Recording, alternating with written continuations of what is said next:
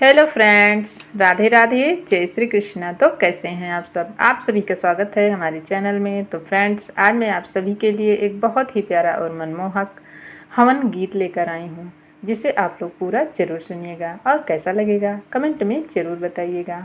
और अगर यह सुनने में आपको थोड़ा सा भी अच्छा लगे तो प्लीज़ वीडियो को एक लाइक और ऐसे ही गीत सुनने के लिए हमारे चैनल को सब्सक्राइब ज़रूर कीजिएगा। तो आइए शुरू करते हैं। अंजनी के लाल हो हमनिया में चला अइहा, अंजनी के लाल हो हमनिया में चला अइहा। गोकुल नगरिया से आई है राधा प्यारी, गोकुल नगरिया से आई है राधा प्यारी। आई है राधा प्यारी हो, आई है राधा प्यारी, आई है राधा प्यारी हो, आई है राधा प्यारी।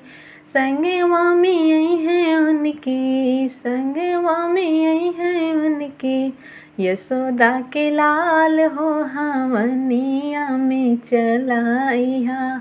अंजनी के लाल हो हमनिया में चला अइहा, अंजनी के लाल हो हमनिया में चला अइहा।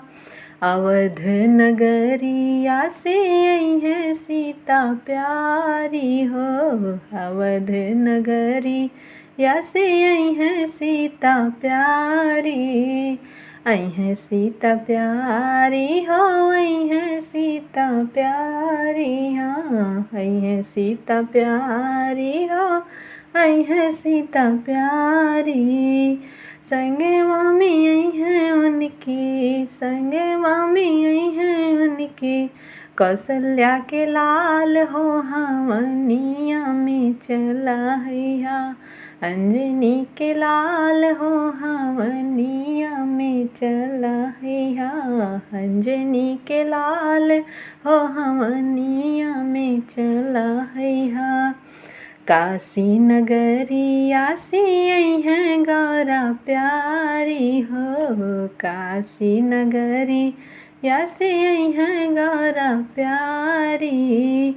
आई है गौरा प्यारी हो, आई है गौरा प्यारी, हाँ आई है गौरा प्यारी हो, आई है गौरा प्यारी।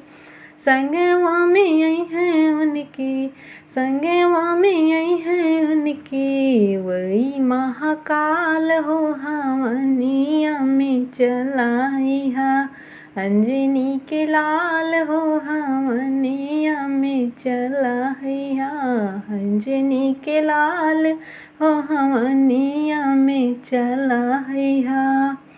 यह गीत आप सभी को कैसा लगा हमें कमेंट में ज़रूर बताइएगा। राधे राधे, जय श्री कृष्णा।